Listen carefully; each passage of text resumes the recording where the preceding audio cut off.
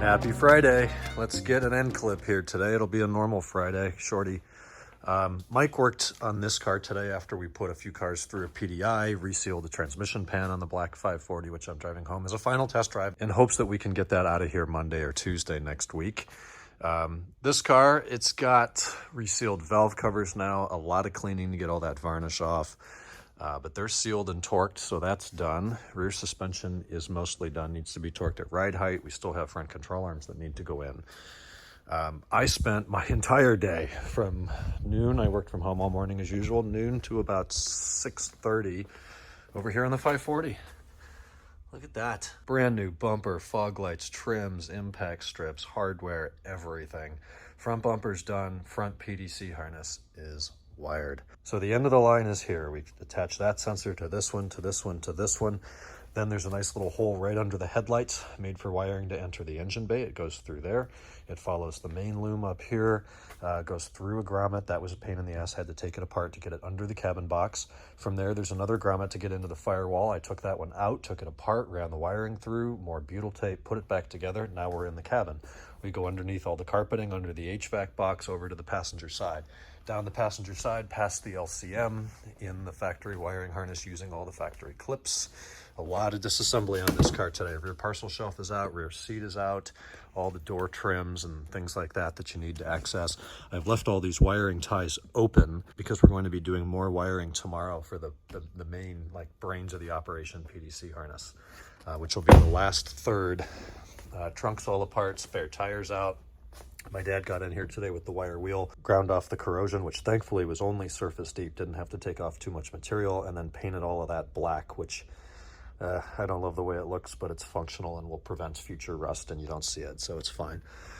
But there's our white harness from yesterday for the rear sensors, blue harness from today for the front ones. Wires, it's about 4 inches extra wiring, which is great. I'd rather have 4 inches too much than not enough. All of this down, it's through the factory grommet here, following all the original cable ties. I mean, this is some of the best wiring work I've ever done, just following absolutely everything, all the instructions to a T. And furthermore, I have not introduced more than 2 or 3 aftermarket fasteners, and those are just cable ties to clean up some slop where even from factory, I don't think there were enough wire management fasteners. So tomorrow Kennan's going to come up here in the afternoon. I'm going to start probably late morning. We've got to wire in the 2 gong speakers, the PDC center console switch, the module in the trunk, iBus, grounds, powers, fuses, stuff like that. So it's going to be a busy day, but I feel like I made a lot of progress today just in all this fiddly trim stuff in the front and then running a wiring harness from the engine bay to the trunk. And doing it right is a lot of work. It's a big effort to follow the instructions and go through that process and make it clean. Anybody can just shove it under the trims, but if you really wanted to follow the factory stuff, you got to do a lot of disassembly. Here's the old bumpers. I think they're probably going to be trash, at least the front one. For sure, one decent fog light out of that, but it's all pitted up.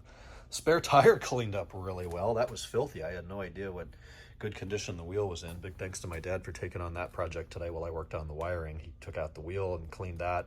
I don't know if it's straight or not. It's got a 2014 tire with a nail on it. So my guess is somebody was driving the car in bad weather, if it was slush and snow or if it was just rain, whatever. They got a flat tire. They took the spare out, put it on the car. It's a front wheel, so one of the fronts picked something up, and then took the dirty, nasty wet wheel and just shoved it back here and left it. And that water, that moisture has nowhere to go, so it started to corrode the trunk from the inside. The underside's flawless. There's plenty of material. There's not going to be a hole or anything, but we wanted to make sure we put an end to that in the interior. So I'm going to leave the trunk open overnight, just let that vent. The whole car smells like paint, but that'll be gone soon enough. I got the cluster back today from coating. They pretty much gave up on it. I could tell that it was not a high priority for the guy. So I've already done the coating I needed to do with my bench cluster. So now we'll just pop this one back in. And if I ever need to use NCS Expert again, it'll just be a matter of plugging the other one back in since it is working. Everything else on this works fine. ISTA and IMPA work. It's just NCS doesn't want to connect to it because I think it does a deeper level connection to do extra stuff. So more parts here to check in, a lot of laundry to do tonight. Lakers started about now, so I'm going to miss the first quarter. I got to go home, shower, eat. Larissa's at the house. We're going to make some pasta. I can't wait to lay down and hit the bed tonight. I'm so exhausted doing all this stuff, bent over, working in the and the pedal box.